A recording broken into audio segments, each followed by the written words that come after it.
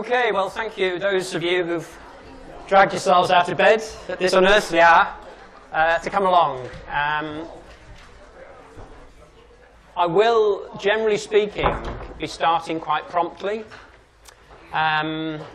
because this set of lectures are all to do with practice management, professional matters, and in the world of work, it's very important if you have an appointment or you have a presentation that you've got to make, that you turn up on time, or else you simply won't get the job. My son, who's just qualified as a doctor in Sheffield, in his first year, and I know you're not first years, but in his first year, he submitted a piece of work 5 minutes late on the internet thing, on the Vital thing. And he was hauled up before the dean of the faculty to tell him that this was unprofessional behavior, and if it happened again, he'd get a real bollocking. So it is with these lectures. So I don't want to sound too much like a school teacher. The point of these lectures is threefold. Firstly, sadly for you, it's a requirement of the course, so you have to bear with me, and there is, of course, an exam at the end. But secondly, it's to allow you to approach your first job with a bit more confidence, so that you don't feel completely stupid, you don't know what people are talking about, you know, and it's always a little bit daunting, your first work placement. And if you follow the stuff we're going to talk about in this, you'll know a little bit about the language that people use, but also you'll have a sort of framework within which to put the detailed work that you're doing. And the third point, and I think this is really important, but it's very, very difficult to achieve here at the School of Architecture, is that this stuff we're going to do should inform your studio work. So now you're in third year. The whole business of a client, of sustainability, of a budget, of how it's built, of who it's built by, all of these things are actually very important, because otherwise you're just floating around in academia world, producing these amazing designs, but actually not really thinking about what this means for your education. So I'm going to ask for a little show of hands. I'm sorry about this, but I asked this question last time and I was absolutely astonished. So let's see how we get on this time. What I want to know is, those of you who want to become practicing architects, could you please put your hands up? Put your hand up. Boldly. Okay. Those of you who definitely do not want to continue in the practice, it's perfectly okay, because this is an academic course, which is extremely useful to other things. But how many people know that they don't want to carry on in the whole business of practicing architecture? Hands up, please, please. Okay, so the vast majority of you do indeed want to become architects, and this stuff is relevant.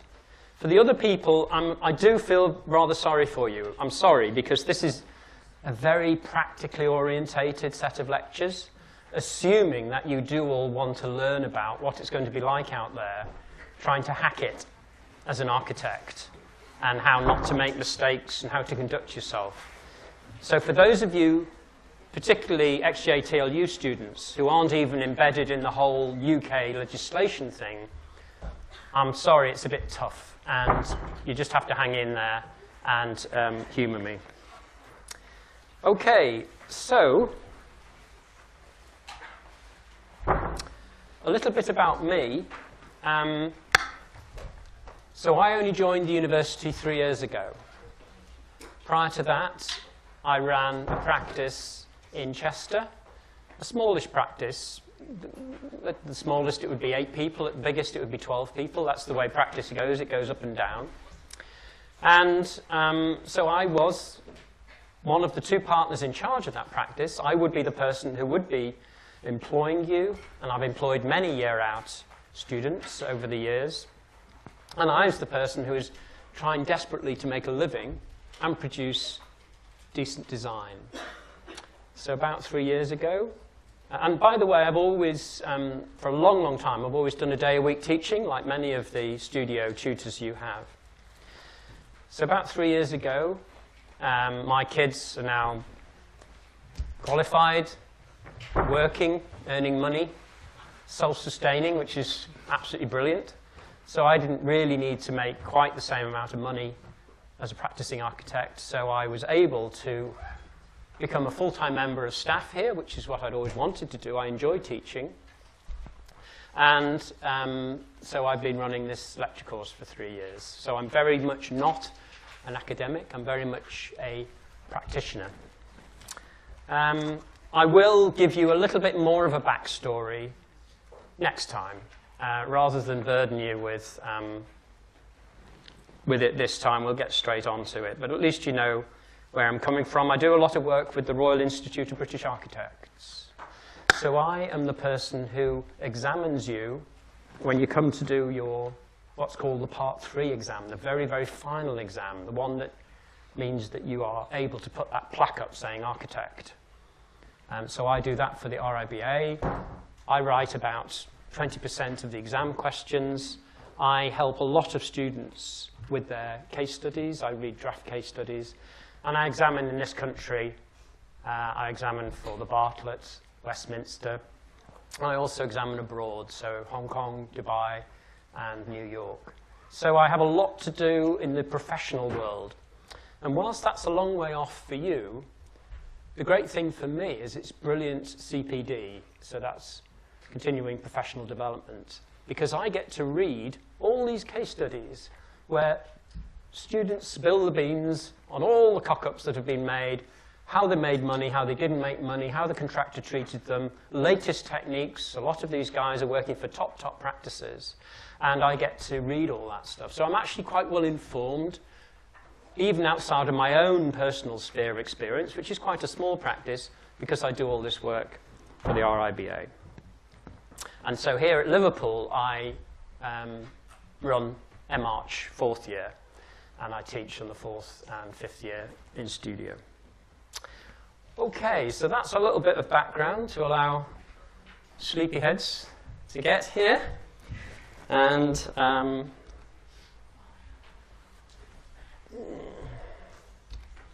right. So how does the course pan out? First of all, we've got this first introductory one. And what I do is I set the scene for the sort of design team, and I also take you through a case study. So this is a job I did in the office a few years ago, a library. And I'm going to take you right from the very, very beginning right to the very, very end. And I hope by doing that, I'll explain all the things we had to do. And then I hope that will stick in your mind. And that's why I was very keen for you to come to this first lecture, because I'll constantly be referring back to that in the subsequent lectures when we talk about very specific things, trying to make it relevant. And then in the final lecture, I'm going to do another case study of another job that we've done recently in the office. And same thing, I try and make relevant all the in-between lectures. Over the 12 weeks, there's also a piece of coursework that you have to do. And I'm going to talk about that next week, but basically, it's not terribly onerous. It's creating a poster. Now, it's not the poster that a lot of academics here at Liverpool use to save you having to write an essay. It's literally the sort of poster you might design if you're a graphic designer and you're going to do it on the London Underground to say what an architect actually does. Because if you're a practicing architect and you go and see a new client, very often you spend the first half an hour explaining to them what you really do, because they've got this peculiar notion from Hollywood that you're sort of sitting back there producing these designs and then you don't get involved in lots of other things. But of course you do, And that's what that poster is about. So, what are we going to be covering in the future lectures? So the next one is all about professionalism, the Royal Institute of British Architects, the Architects Registration Board, and there are all sorts of codes of conduct, and we'll discover that as an architect you can't just wheel a deal and do all sorts of dodgy things because you're expected to perform at a much higher level. We then talk in another lecture about society at large. We talk about design and sustainability, so our responsibilities to things other than clients. We have a session on clients and stakeholders. Now, you already know a little bit about that right from the very first year. You remember Ben gets you to dream up a client, and you have sometimes dreamt up some extraordinary people. But actually, in real life, these people have to be managed. They are the people who are paying the bill. They're very, very important. So we do a session on that. We then talk about design management and life cycle costs. So this is managing the process of design. Then there's a session on building contracts. Now that sounds a bit dull, but the guy we get to do it, who's another lecturer from Westminster, an expert on contract law, and he actually uses a pizza, the simple business of ordering a pizza, to explain the basic principles of how contract law works.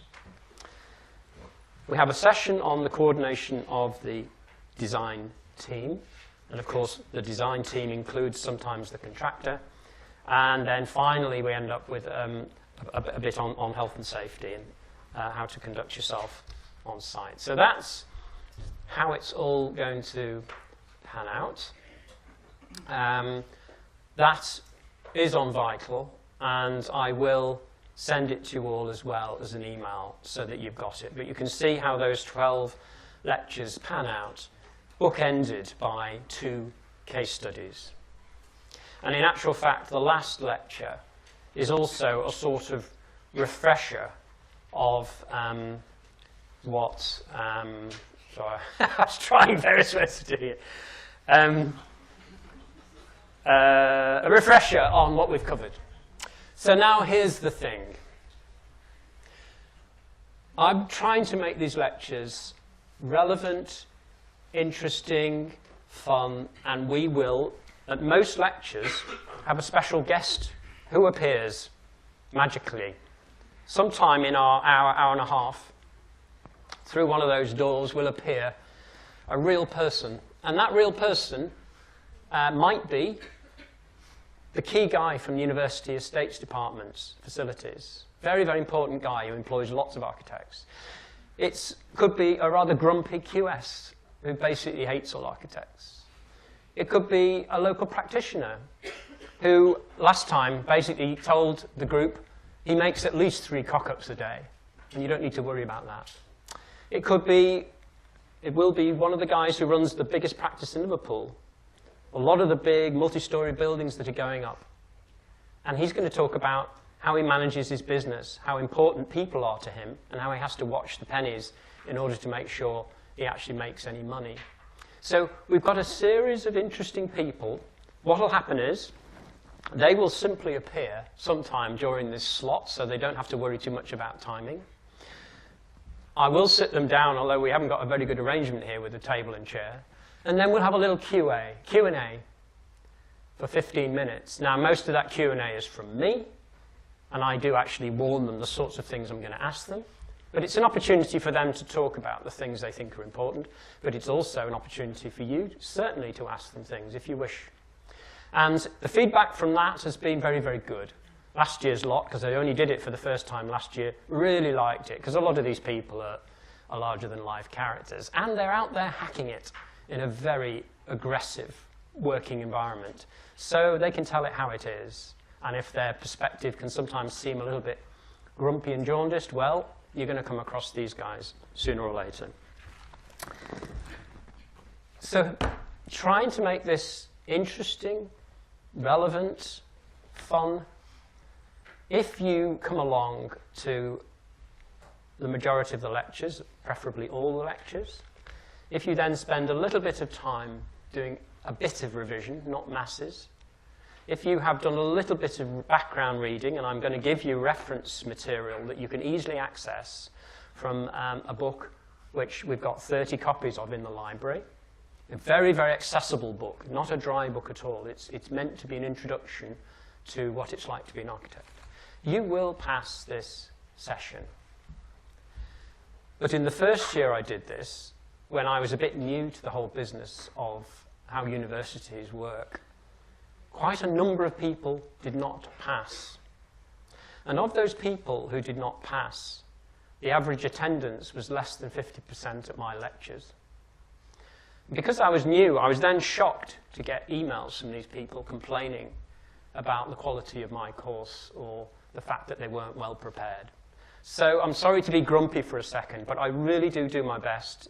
If you speak to people who've done this course before, they'll tell you I do make it accessible, but all you've got to do is turn up.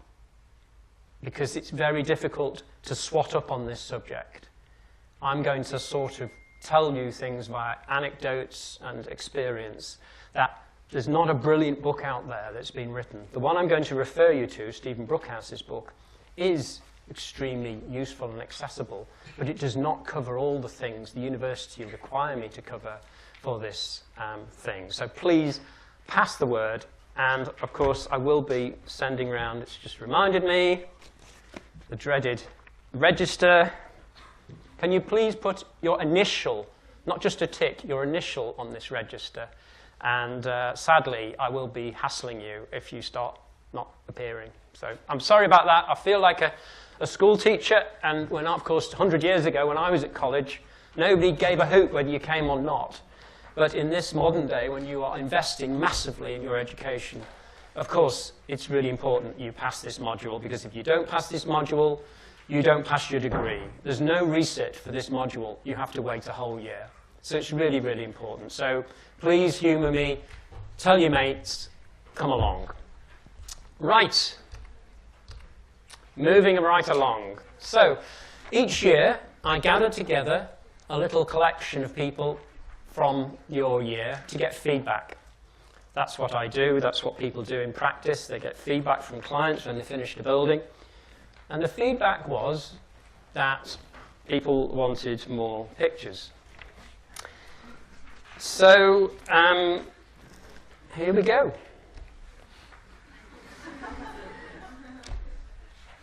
The most important person in this set of lectures is the client. The client is the person who's setting the agenda, the person who's paying the bills, the person who will sue you if you make a mistake, and it all revolves around them. Just as in a university, I get frustrated sometimes, certainly with some of the administrative staff, you are the most important people in a university. We are all here to serve you, make sure you have a good experience and come out of it wiser. And it is the case with a building. It is the client who is the most important person. Now, the client, as you will discover, can be many things.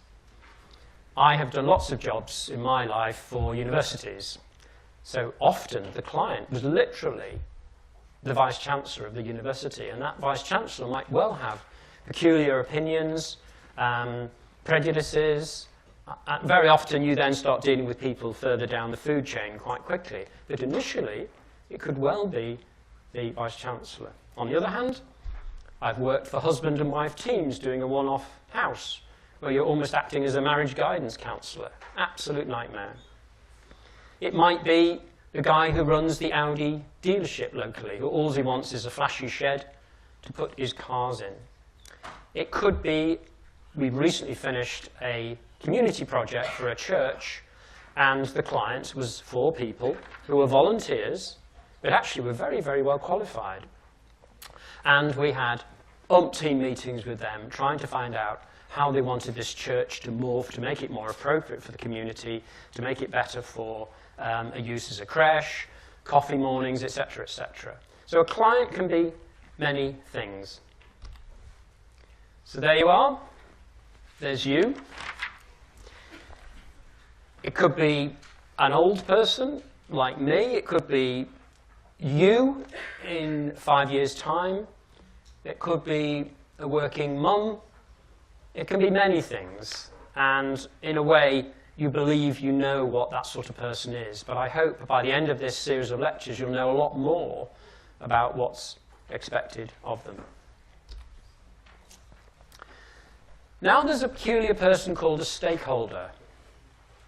Stakeholders are what it sounds like. They are people who have a stake in the project. At the moment, you are all stakeholders in the new School of Architecture. You've really been very actively engaged with Marco in selecting the architects, in understanding what they will bring to the table. You will probably be consulted about what you want. You will probably be informed about how the project is going, because this is something which the university and Marco think is very important. Now, if I'm doing a school, which I do, I've done lots of schools, stakeholders could be the kids. It could be the lady who runs the canteen. It would obviously be the head teacher. These are all people who have something to say and have to be managed, as you'll discover in a later lecture. Then we have this little chappie or lady called a cost consultant.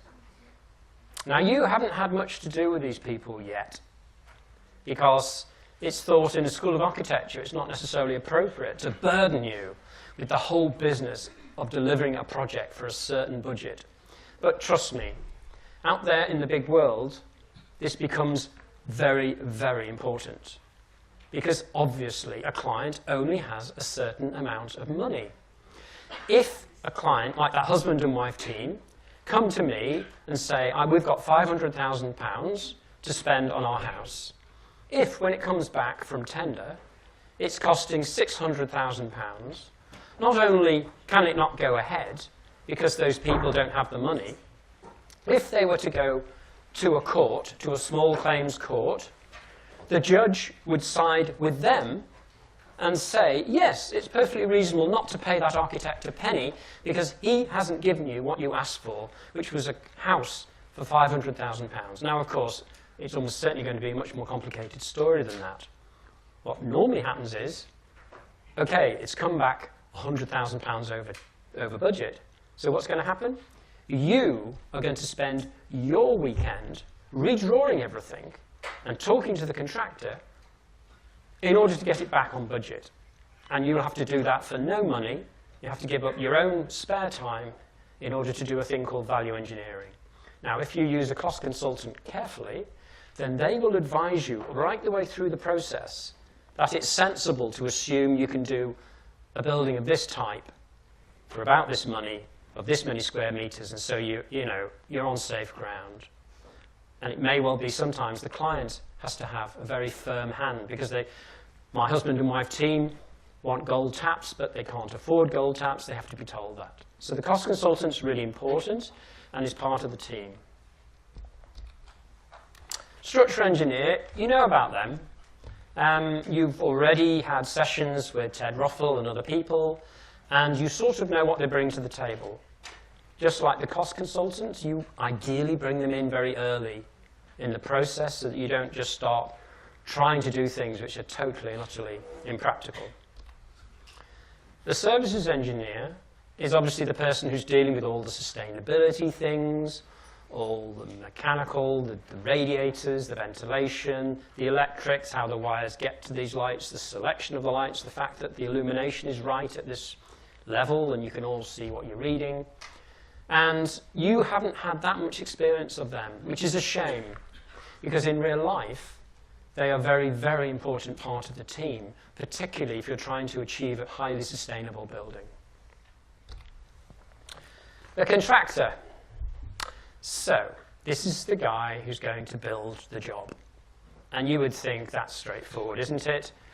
You hand the drawings over to him and say, get on with it. But of course, there are many, many forms of contract. And in this country, there's a thing called design build, where it is the contractor who's employing the architect and the client is talking direct to the contractor. There's other mechanisms where you have management contractors, where they just sort of organize all the different parts. Whatever system it is, and we're going to come on to that in future lectures, contractors basically are organizing subcontractors.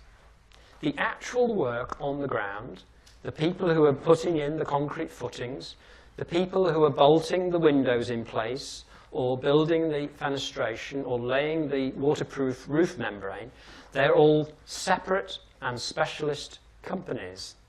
So there could be as many as 30 of these on a sizable job. They are all experts in what they do. And of course, you can't just let them all wander onto site. You have to organize things. You have to have a program. You have to make sure they all know what they're doing. So we're going to be thinking about subcontractors and specialist suppliers. So then we have a specialist consultant. Now that can be many different things. And I'm only mentioning it because it could be a surveyor. You know, it could be someone who's going to measure up the site before you get started to know how big it is. It could be on these university jobs that we have worked for this university, my firm. Incidentally, I'm still a consultant to my firm in Chester. When you're doing a university job, the whole business of IT, or how all the cable network is done, how that's integrated, is all done by a specialist, and you have to involve that specialist. Acoustics. Some of you have done projects where acoustics has been very important.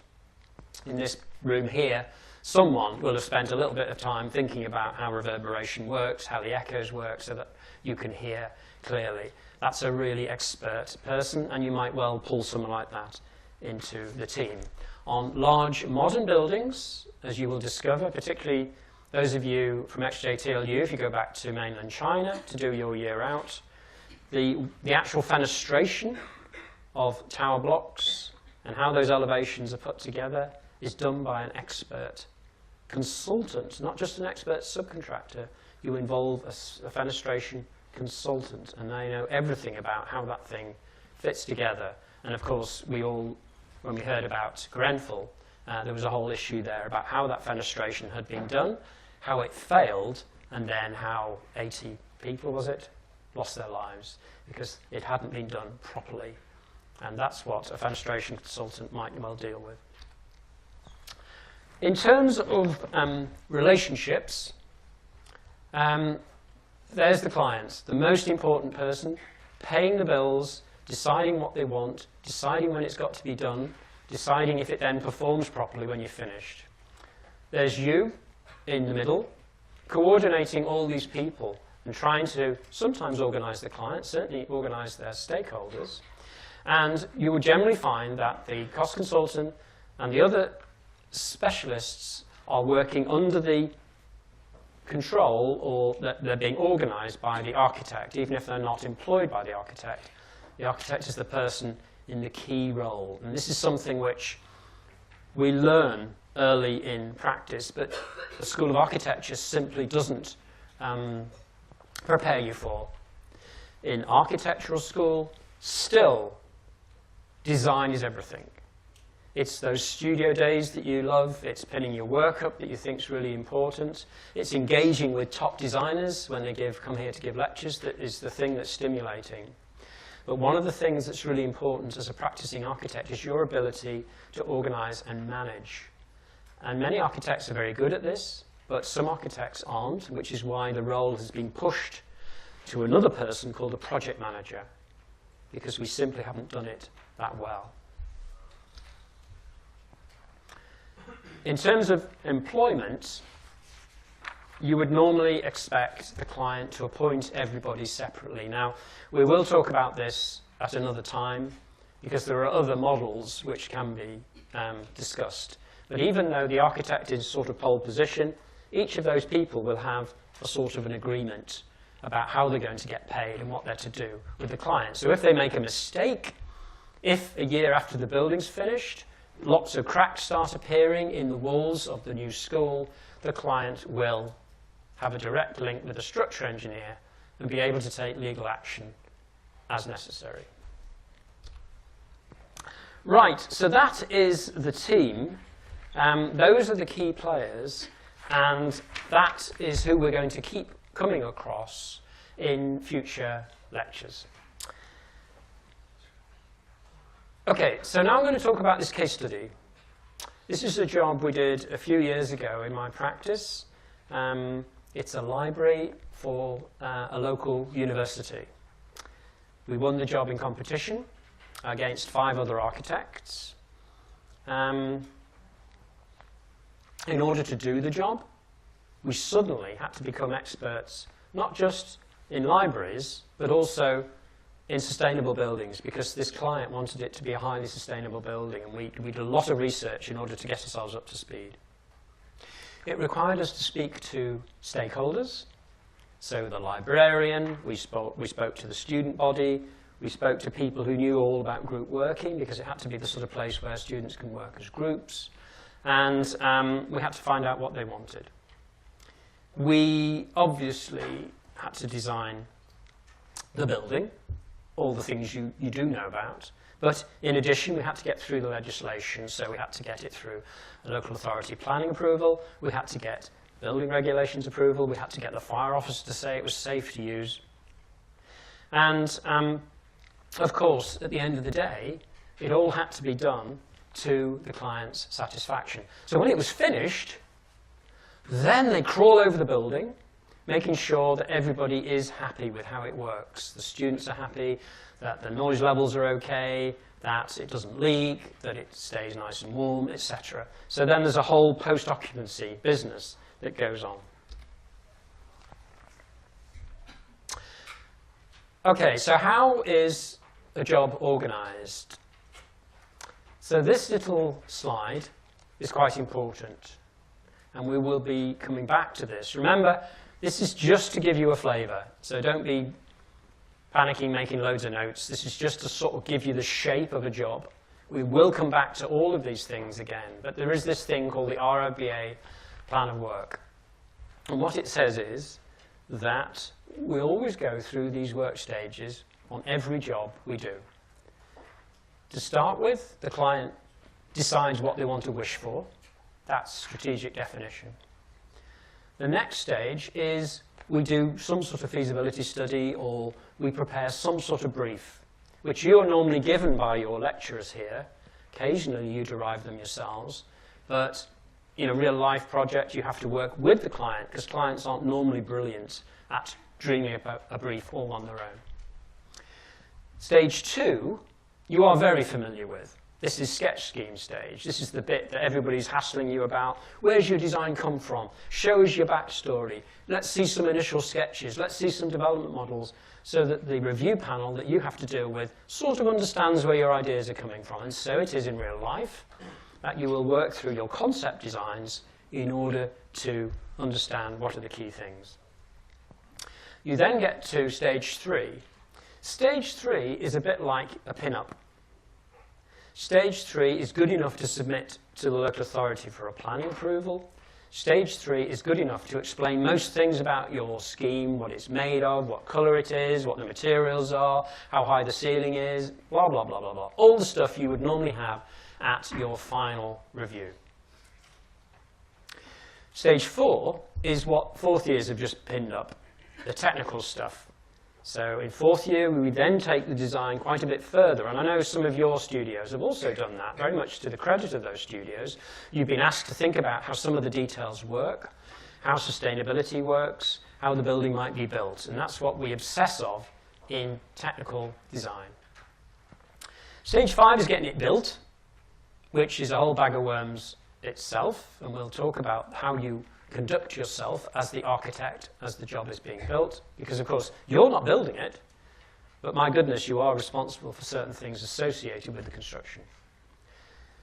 I've got 2 5s, that should be 6, sorry about that. So stage handover is in fact called stage 6, and that's literally what you do. You say, we finished the building, and you get the client round, you say, here you go, you can use it now.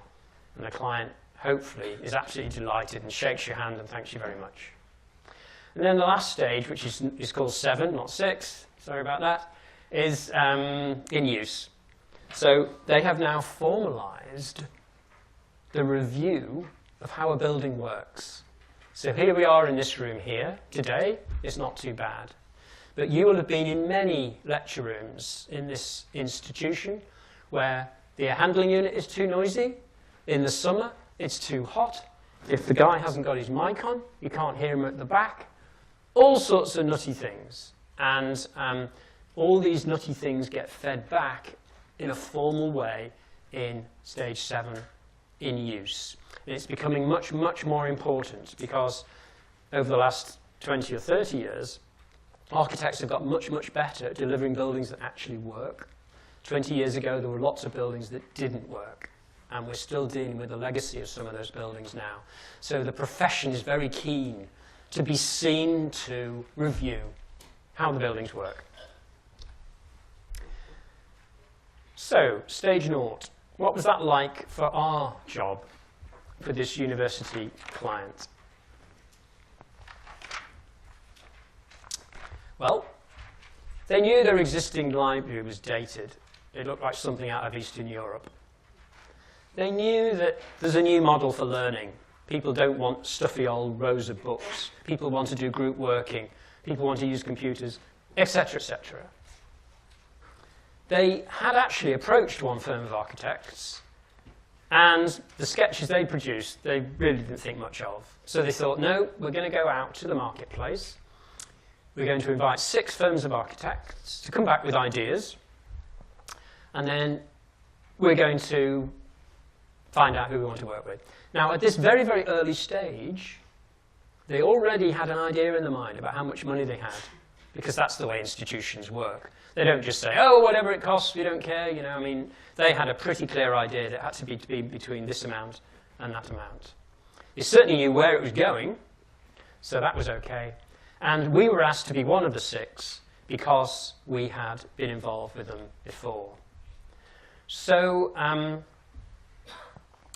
there's a few things, I'm just pulling out some things here, that when you work on a job that somebody else has worked on, professionally, you have to just check that they know you're suddenly being pulled in. You can't suddenly slide in and just sort of secretly start working on a job that another architect's working on. The clients had to conduct themselves professionally. So in doing this competition, just as you've seen how fair Marco has tried to be about the way he's selecting his architects, so this firm, this institution had to do the same thing. So there's a professionalism required from the client. The preliminary brief inevitably is super woolly, doesn't quite work, and that's the way it works. You never get a nice, neat sheet of paper saying, that's what we want, get on with it, like you do at the university where people hand you a brief for your module. Why were we asked? Well, because we'd done work for them before. But more than that, we had sent them a little email every 6 months saying, hi, here we are, we've just finished this fire station, doesn't it look fantastic? Love to meet with you, have we got anything coming up? So we pestered them, and when this opportunity came up, they said, oh, that guy from DGC, let's give him a chance, he's always pestering us. So we were invited to be one. So the whole business of marketing and keeping people in your mind is important. Right, so here we go. There's the site. We're in the middle of the university campus. That's an old theatre. That's the existing library. Here's a blank spot. There's the Eastern European existing library. Here's the funny theatre thing, and here's the gap. Here's our pitch. What we said was that we had a very simple idea. Because they wanted this kind of learning cafe thing, this thing that was going to be all happy-clappy and everybody was going to be having a groovy time, we said, okay, that's fine. The ground floor of our library will be like super transparent. You'll be able to see exciting things going on in there. It's going to be kind of lively and noisy. People will want to come. Upstairs, well, then it's more cellular. That's where there'd be quieter study corrals. There would be some tutorial rooms up there. There would be maybe individual working on computers where you want a little bit of peace. Even at this very early stage, and working for absolutely nothing, we produced this funny little model. Incidentally, this is my funny little model. So when you hear people bellyaching onto you about making physical models, that's what we do in practice. Clients don't like SketchUp. They don't trust snazzy CGIs. My practice does a lot of work for Chester Zoo. Great practice, great outfit to work for. We've had a lot of fun. I mean, I've got so many stories about Chester Zoo. I mean, you know, it's worth working there for nothing, really. Chester Zoo love models like this because the governing body can hold them in their hand and then they can fill in the gaps. If you say, well, it's all timber clad or whatever it is, they go, oh yeah, I got that, yeah. When you show them a snazzy CGI, which they actually appointed the firm who did their elephant house on the back of some snazzy CGIs, the reality was very disappointing. They were cross with themselves, that they'd been kind of hoodwinked into appointing these guys by some snazzy images. So anyway, we also produced a model for this very early stage where we haven't even got the job yet.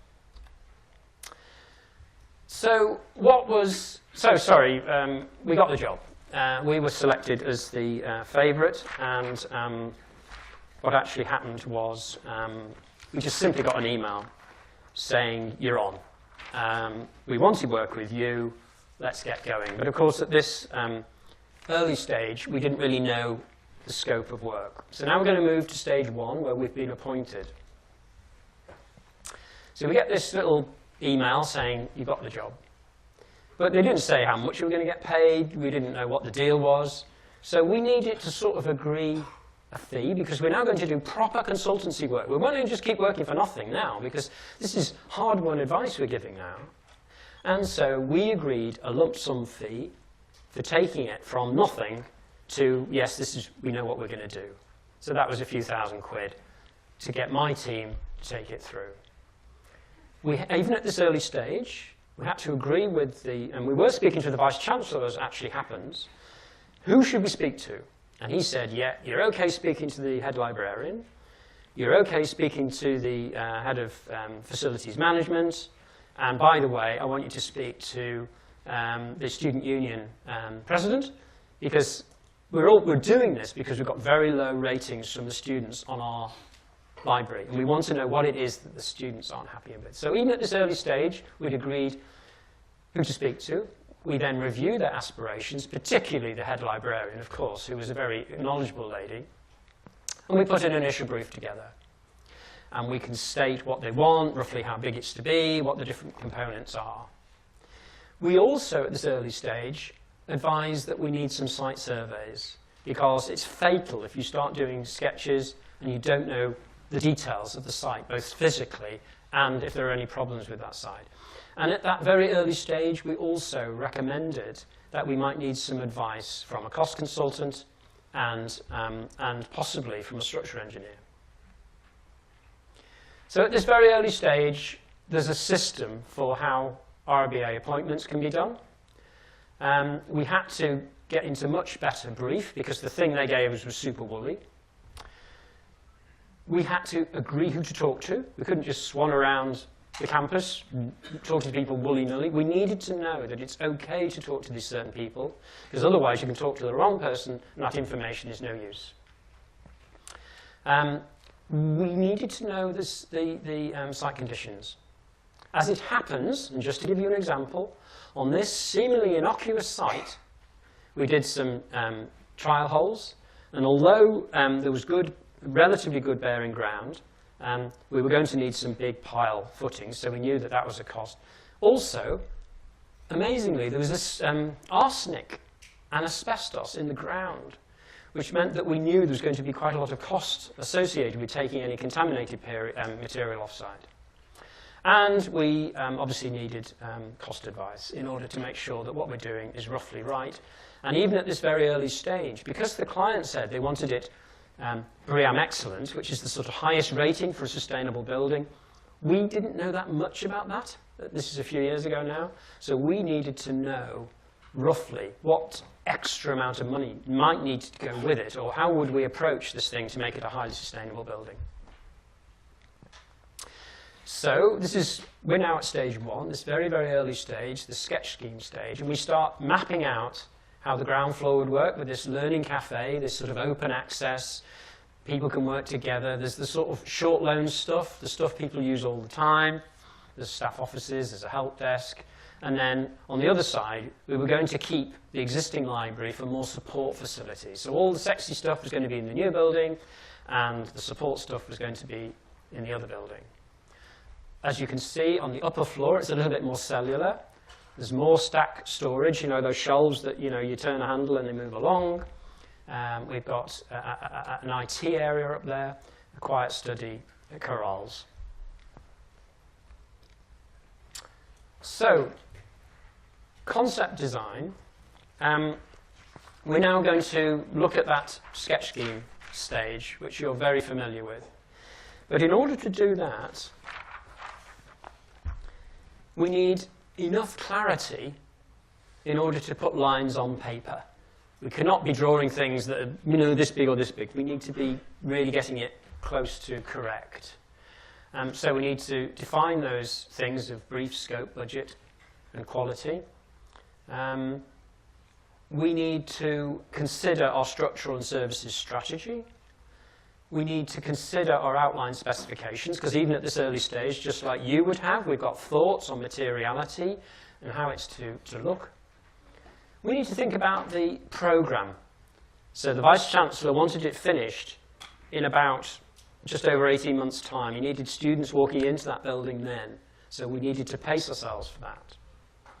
We needed to think about project strategies. That's to say, is this the sort of client who's happy to deal with the traditional procurement, or is there going to be some other quirky procurement route? Now we are doing proper design, this proper design that you're very familiar with. We want a proper service agreement, because we can now see the job right the way to the end, in a way. So now we're going to finalise our agreements, and in a future lecture we're going to talk about that. And we're going to confirm the appointment of the other consultants, all who are there. The structural and the services guys now become very, very important because it's a collaborative effort. So those are the key points I've made. Make sure that this is in line with stakeholders. Make sure that we play back to the client what we understand their aspirations to be. So it's not any good as thinking we know what they're doing. We have to say to the client, this is what we've heard you say. And the last bit, responsibility matrix, we're going to come on to. So we are actually going to define what everybody is to do.